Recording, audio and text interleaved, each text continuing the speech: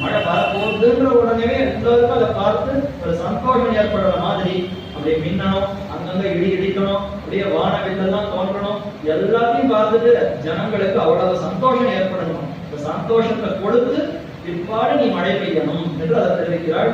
இப்படியெல்லாம் அனைவரும் உன்னுடைய அந்த வரவை பார்த்து எதிர்பார்த்து உன்னை வந்து அப்படி வரவேற்க வேண்டும். நீ வந்து தோற்ற வேணும். ஏறி ஆகாச அவகாசம் இடமடையும்படி உங்களுடைய அந்த வடிவை கொண்டு பாதிக்க வேண்டும். ஏரின்னா அர்த்தம் உகந்து கொடு, ஆறுதுன்னா நல்லா சத்தம் போடணுமா, முழங்க வேண்டும், இடி இடித்து நல்லா முழங்கணும். ஏரின்னா ஆகாசத்துல துளி கூட இடமே இல்லாதபடி எல்லா இடமும் இந்த கருப்பு மேகத்தால சூழ்ந்திருக்க வேண்டும். விண்ணீல மேலாப்பு விரித்தார் போல் மேகங்கள் என்று ஆண்டாளே நாச்சியார் திருமொழியில தெரிவிக்கிறாள். அதே போல மேகங்கள் எல்லா இடத்துலையும் அப்படி மூடிக்கொண்டு மழை பெய்ய வேண்டுமா. ஊழி முதல்வன் உருவம் போல் மெய் கருத்து மேகங்கள்